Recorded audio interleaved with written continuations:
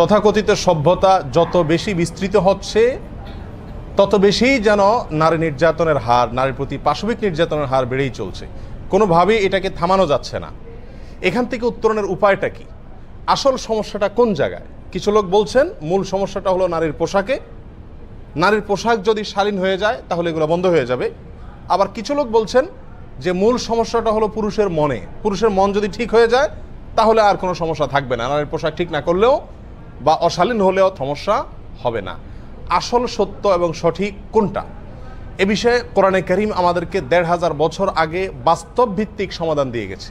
সেই সমাধান বলছে উত্তরণের একমাত্র উপায় হলো একই সঙ্গে নারীকে তার পোশাকে আশাকে চলনে ফেরনে শালীন হতে হবে, খোলামেলা হওয়া যাবে না। আবার পুরুষকেও তার মনকে নিয়ন্ত্রণ করতে হবে। কোরআনে কারীমে সূরা নূরের ৩০ এবং ৩১ নম্বর আয়াতে আল্লাহ সুবহানাহু ওয়া তাআলা এই চিরন্তন সত্য এবং চরম বাস্তব বিষয়টি আলোকপাত করেছেন।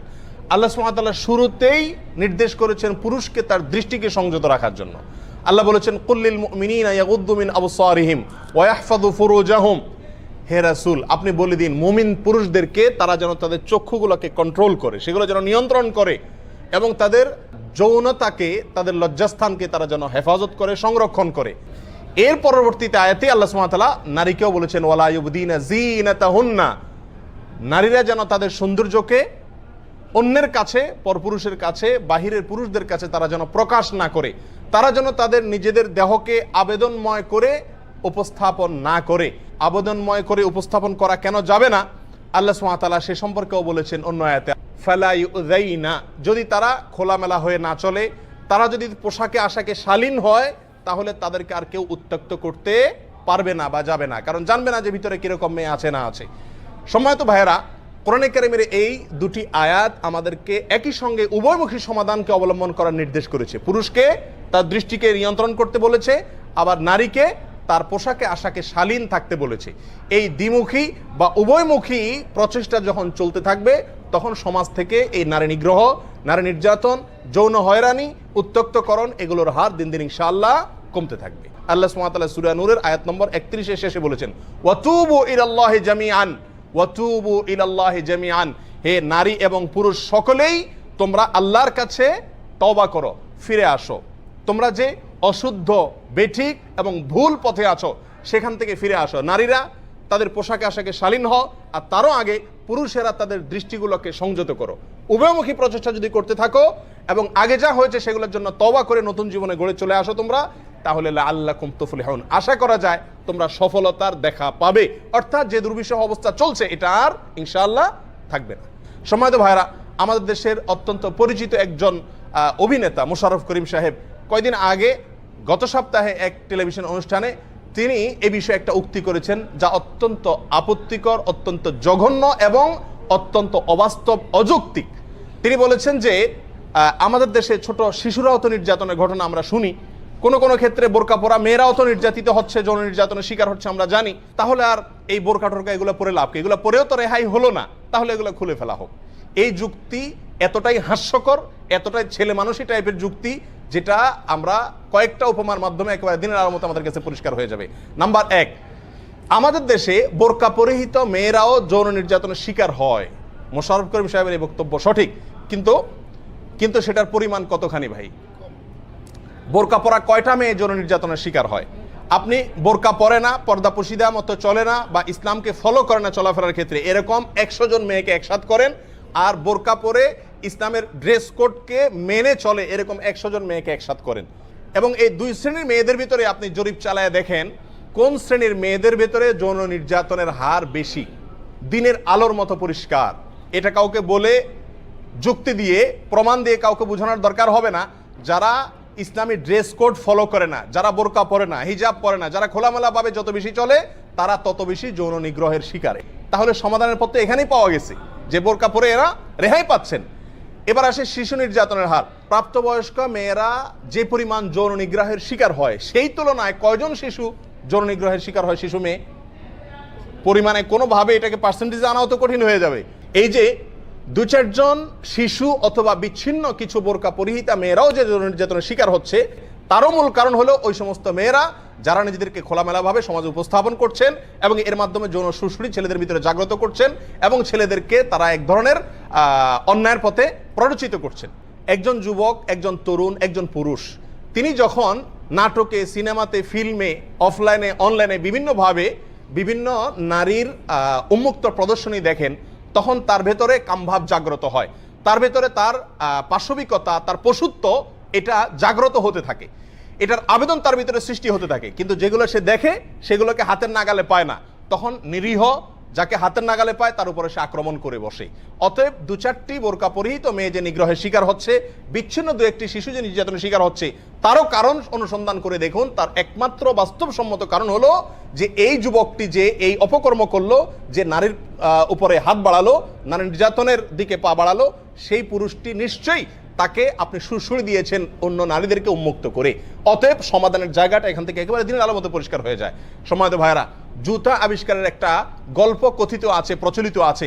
কোন এক রাজা জুতা আবিষ্কার হওয়ার আগে তিনি বলছিলেন যে আমি যখন বের হব তখন কাঁটা ইত্যাদি আমার পায়ের নিচে পড়তে পারে, আমার কষ্ট হতে পারে, তাহলে কি করা যায়? কিছু লোক বুদ্ধি দিল যে তাহলে আমরা একটা ঝাড়ুদার বাহিনী নিয়োগ দেই, তারা রাজা সাহেব যেদিকে যাবেন তার আগে আগে তারা পথ ঝাড়ু দিতে থাকবে। তখন একজন লোক পরামর্শ দিলেন যে রাজা মশাই, এতে তো সমাধান অনেক কঠিন হয়ে গেল, কারণ সারা দুনিয়া ঝাড়ু দিয়ে বেড়াইতে হবে এভাবে। তার চাইতে আপনার 2 পায়ে যদি আপনি জুতা পরে ফেলেন তাহলে তো আর এত ঝাড়ু দেওয়া দেওয়াই লাগে না, সব কাটা থেকে আপনি রক্ষা হয়ে যায়। সম্মানিত ভাইরা, মোশাররফ করিম সাহেবের মতো তথাকথিত প্রগতিশীলদের জন্য এই ঘটনায় শিক্ষা রয়ে গেছে। আপনি সারা দুনিয়ার পুরুষদের মনকে কন্ট্রোল করবেন, সেটা বেশি সহজ, নাকি নারীরা নিজেদের ইজ্জতকে তারা হেফাজত করলেন, তার সম্ভ্রমকে তিনি সংরক্ষণ করলেন, পোশাকে আশাকে তিনি সংযত হয়ে চলাফেরা করলেন যাতে অন্যের লোলভ দৃষ্টি তার দিকে না হয়? কোনটা বেশি সহজ সমাধান? তৃতীয় কথা হলো চুরি, ডাকাতি, এগুলো একেবারে পৃথিবীর শুরু থেকেই চলে আসছে, এখনো আছে। এবং চুরি থেকে বাঁচার জন্য, প্রত্যেকের যার সম্পদকে রক্ষা করার জন্য একসময় মানুষ সিন্ধুকে রাখতো তালা মেরে, এরপরে মানুষ দরজায় বন্ধ করে রাখে, এখন এরপরে কলাপসিবল গেটে রাখে, এরপরে প্রহরীর ব্যবস্থা হয়েছে, এরপরে সিসি ক্যামেরার ব্যবস্থা হয়েছে। এত সব ব্যবস্থাপনা কেন? অর্থকড়ি, সম্পদ এগুলাকে সংরক্ষণ করবার জন্য। তো এখানে আপনি কেন বলেন না যে আমরা এত কষ্ট করার দরকার কি? আমরা সবার মনগুলোকে ঠিক করে ফেললেই তো হয়, অন্যের মালের দিকে আমরা, অন্যের সম্পদের দিকে দৃষ্টি না দিলেই তো হয়। সবাই যার যার মনগুলোকে ঠিক করে ফেলেন, তাহলে তো এত তালা, কলাপসিবল গেট, এত সিসি ক্যামেরা, এত প্রহরী, দারোয়ান, পুলিশ এ সমস্ত দরকার হয় না। এখানে এই কথা কেন বলেন না? সম্পদটা যার, সংরক্ষণ করবার দায়িত্ব তার, যাতে করে চোর তার দিকে হাত না বাড়াতে পারে, এটাই হলো লজিক। অতএব একজন নারী তিনি যদি নির্যাতনের আশঙ্কা বোধ করেন, তার দায়িত্ব হলো তার সম্পদকে তিনি সংরক্ষণ করবেন যাতে অন্যের কুদৃষ্টি তার দিকে আপতিত না হয়। এটাই হলো যুক্তিসঙ্গত। আপনি সারা দুনিয়ার মানুষের মন ঠিক করার যে মিশনে নামছেন, আমি যদি প্রশ্ন করে রাখি, পৃথিবীতে তথাকথিত সভ্য, তথাকথিত উন্নত, তথাকথিত শিক্ষিত, তথাকথিত আধুনিক পশ্চিমারা, তাদেরকে আমরা ফলো করি, তাদেরকে আমরা আইডল মনে করি, তাদের দেশে নারী নির্যাতনের হার, নারীর যৌন নিগ্রহের হার কি পরিমাণ বেড়ে চলছে, এটা আজকের যুগে কোনো মানুষের কাছে অস্পষ্ট নয়। সে সমস্ত দেশে নারীরা যে পরিমাণ কর্মস্থলে যৌন নিগ্রহের শিকার হন, স্কুলে যৌন নিগ্রহের শিকার হন, সেই পরিমাণ যৌন নিগ্রহের শিকার আমাদের তথাকথিত অনুন্নত বা উন্নয়নশীল দেশগুলোতেও হয় না। তাহলে আপনি কি মন ঠিক করবেন? যারা আপনাকে মন ঠিক করার এই সবক দিচ্ছে, তাদের দেশেই তো দিন দিন তথাকথিত মন ঠিক করার পরেও, আধুনিক স্মার্ট হওয়ার পরেও, শিক্ষিত হওয়ার পরেও এগুলোর পরিমাণ, যৌন নির্যাতনের পরিমাণ কমে নাই, বরং দিন দিন বেড়ে চলেছে। সৌদি আরবে সারা পৃথিবীর যে কোনো দেশের চাইতে নারীর প্রতি যৌন নির্যাতনের হার, পরিমাণ সবচাইতে কম, এবং প্রত্যেক বছরের জরিপ এটাই বলছে, এই তথ্যই দিচ্ছে। কেন? সৌদি আরবে কোন জিনিসটা আছে যার কারণে যৌন নির্যাতনের হার কমে গেছে? একটাই জিনিস আছে, সেটা কি? নারীকে এখানে শালীনভাবে চলতে হয়। এই আইনের কারণে, এই সামাজিক সিস্টেমের কারণে নারী এখানে নিরাপদ হয়ে গেছে। নারীর পর্দা তার নিরাপত্তার জন্য, যেমন সম্পদের নিরাপত্তার জন্য তালার ব্যবস্থা করা হয়, তেমন নারীর নিজের নিরাপত্তার জন্যই আল্লাহ সুবহানাহু ওয়া তাআলা এই বোরকা বা হিজাব বা পর্দার ব্যবস্থা রেখেছেন। সবার মন ঠিক করা সম্ভব নয়, কিন্তু নারী নিজের শরীরকে, 3.5 হাত বডিকে নিয়ন্ত্রণ করা বা এটাকে সংরক্ষণ করা, এটা সম্ভব।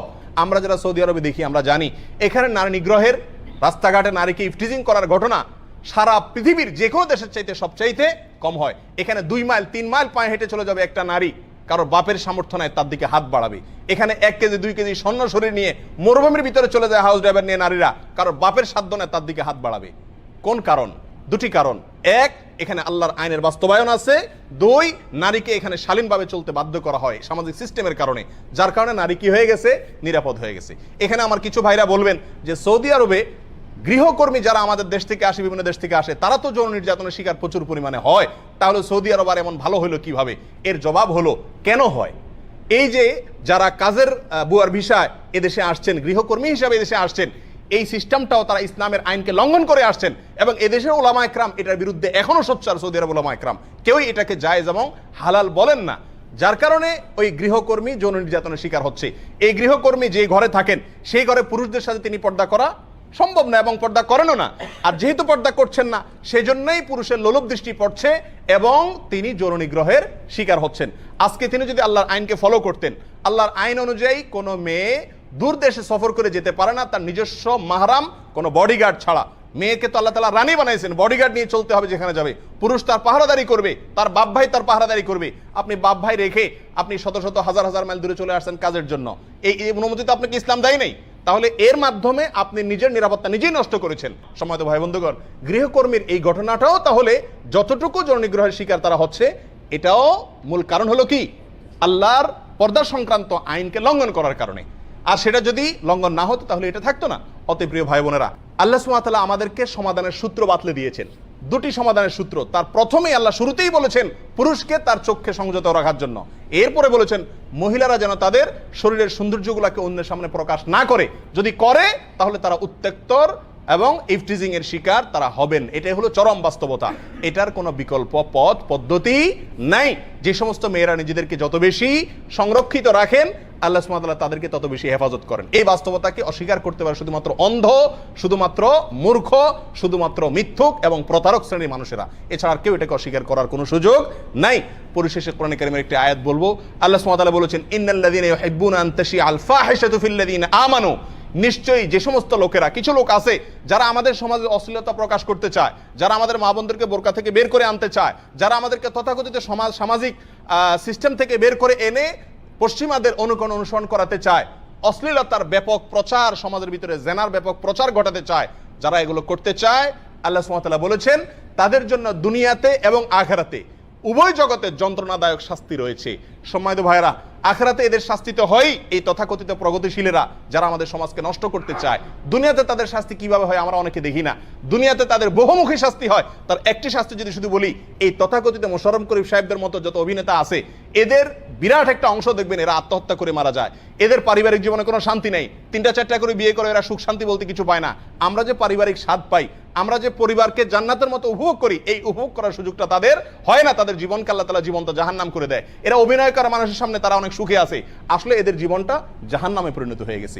আল্লাহ তাআলা তাদের জন্য এই কষ্ট দুনিয়াতে রেখেছেন, আখিরাতেও রেখেছেন। আল্লাহ তাআলা এদের ষড়যন্ত্র থেকে আমাদেরকে, আমাদের সমাজকে, আমাদের মা বোনদেরকে আল্লাহ তাআলা হেফাজতে রাখুন। মুরগির স্বাধীনতা শিয়াল চায়, এই বাস্তবতা যদি কেউ না বুঝে তাহলে তার মতো বোকা আর কেউ হতে পারে না। শিয়াল সব সময় আন্দোলন করবে যে মুরগির স্বাধীনতা দেওয়া হোক, মুরগিকে কেন খাঁচা রাখা হয়েছে, তাকে কেন খোয়াড়ে রাখা হয়েছে, তাকে স্বাধীন করে দেওয়া হোক। এটা কেন বলে শিয়ালে, সেটা কোনো বুদ্ধিমান মানুষের কাছে বুঝতে কি হয় না, বেগ পেতে হয় না। সম্মানিত ভাইরা, অতএব এই সমস্ত প্রতারক, এই সমস্ত ধুরন্ধর, এই সমস্ত আমাদের সমাজকে অস্থিতিশীলকারী যে সমস্ত লোকেরা, তাদেরকে চিহ্নিত করতে হবে এবং তাদের এই সমস্ত দুর্বিসন্ধির বিষয়ে সমাজের মানুষকে সচেতন করতে হবে এবং আমাদেরকে সংকল্প করতে হবে যে এদের এই সমস্ত ষড়যন্ত্র থেকে আমাদের মা বোনদেরকে হেফাজতে আনতে হবে, রাখতে হবে। এবং আমরা পুরুষ সহ প্রত্যেকে প্রতিজ্ঞা করতে হবে আমরা যার যার যৌনতাকে, লজ্জাস্থানকে এবং যার যার দৃষ্টিকে, মনকে আমরা সংরক্ষণ করব আল্লাহর জন্য। তাহলে ইনশাআল্লাহ দুনিয়াতে সুখী হব, আখিরাতেও সুখী হব। আল্লাহ তাআলা আমাদের সবাইকে তৌফিক দান করুন।